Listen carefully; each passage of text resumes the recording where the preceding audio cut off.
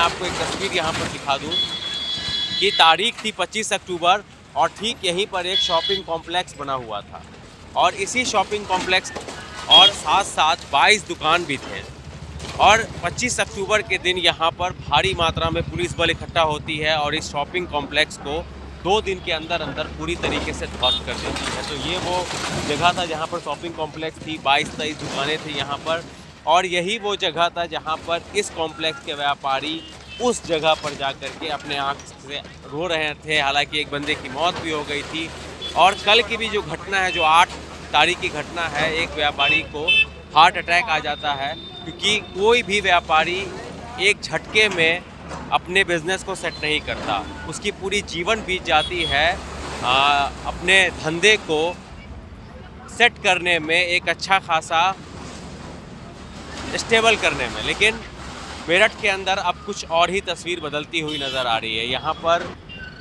लगभग 2 महीने का समय दिया गया है, इन जगहों को खाली कर दीजिए, ये रेसिडेंशियल एरिया है। लेकिन फिर एक सवाल ये उठता है कि जब ये रेसिडेंशियल एरिया था तो आज से 30 साल 35 साल पहले ये कमर्शियल एरिया कैसे बना? तो जाहिर सी बात है कि आप सोचिए कि बिना घूस दिए हुए ऐसा हो नहीं सकता था।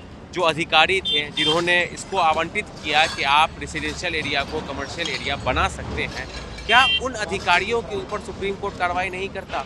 भले 30 साल हो गए, 35 साल हो गए, मैं कह रहा हूँ 40 साल हो गए, वो रिटायर होकर के बैठ करके पेंशन खा रहे होंगे, लेकिन क्या उनके घर से उठाकर उनके ऊपर कार्रवाई नहीं हो सकती?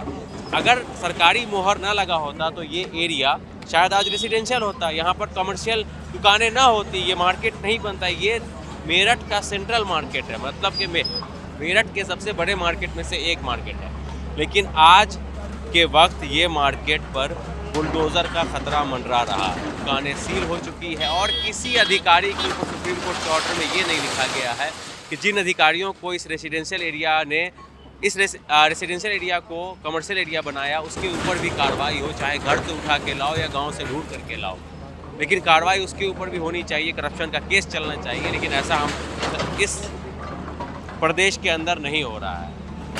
हो रहा है तो बस इतना हो रहा है कि सारे व्यापारी वर्ग मरने की कगार पे है। अगर उनकी दुकानें टूट गई तो एक दुकान के अंदर 10 लोग और काम करते हैं, सबके घर बर्बाद हो जाए।